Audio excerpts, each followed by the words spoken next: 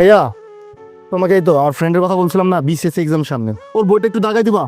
আপন, তোর কি মাথা গেছে নাকি? হ্যাঁ, তুই সামান্য একটা মেকানিক রে বলতেছিস আমাকে হেল্প করার জন্য আমাকে পড়াবে? হ্যাঁ, তোর কোনো আইডিয়া আছে?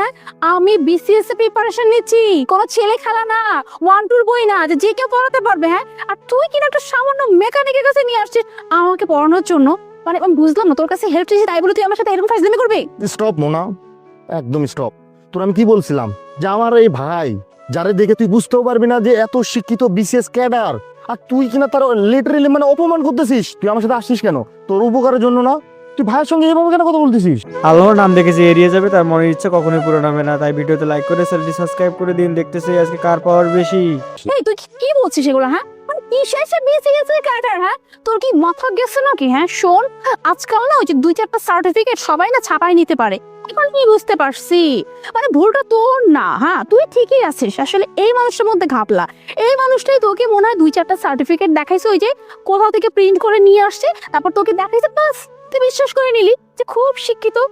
বাট সার্টিফিকেট বানায় নিলেই না কেউ শিক্ষিত হতে পারে না। পড়াশোনা করে দেন সার্টিফিকেট অর্জন করতে হয়, যেটা কিনা তোর এই যে সোকল্ড ভাই তার মধ্যে নাই। আর ও একটা মেকানিক, হ্যাঁ, ওর কোনো যোগ্যতা আছে? বিসিএস প্রিপারেশন যা নিচ্ছে তাকে পড়াবে? মানে আমি বুঝলাম না, মানে কেমন সার্কেল চলতেছে।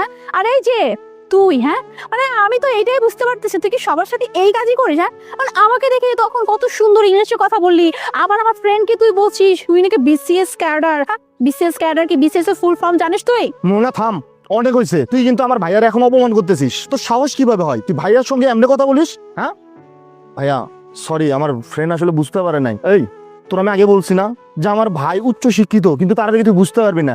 আমাদের এলাকায় যত ছেলে মেয়ে আছে লেখাপড়া নিয়ে কোনো প্রবলেম হইলে ভাইয়ের কাছে আসে, আর তুই কি না আমার সঙ্গে এসে আমার ভাইয়ের অপমান করতেছিস? তোর সাহস কিভাবে হয়? আপন, তুই থাম, আমি বলছি।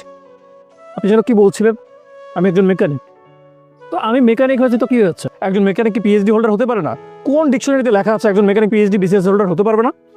দেখেন আমাকে। আর হ্যাঁ, আমি মেকানিক হয়েছি তাতে কি হচ্ছে?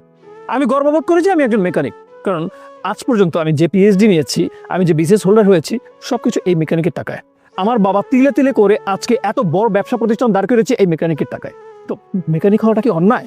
হ্যাঁ, বিসিএস ক্যাডার হয়ে গিয়ে নিজের কাজ করা যাবে না? এরকম কত বিসিএস হোল্ডার আছে, এরকম কত পিএইচডি হোল্ডার আছে যারা নিজেদের কাজে লাগাচ্ছে নিজেদের মেধা, তারা দেশের কাজে লাগাচ্ছে মেধা, তারা কোনো প্রতিষ্ঠানের আন্ডারে নেই, কিন্তু তারা নিজের মেধাকে সকলের উপকার করছে, দেশের উপকার করছে, জাতির উপকার করছে। আর হ্যাঁ, ইংলিশের কথা বলছিলাম। মেকানিক হয়ে ইংলিশ কথা বলা যাবে না, একজন দোকানদার ইংলিশ কথা বলতে পারবে না, একজন রাস্তার মানুষ ইংলিশ কথা বলতে পারবে না। শুনুন, ইংলিশ সবার শেখা উচিত, কারণ ইংলিশ একটা ইন্টারন্যাশনাল ল্যাঙ্গুয়েজ, যেটা প্রত্যেকের প্রয়োজন।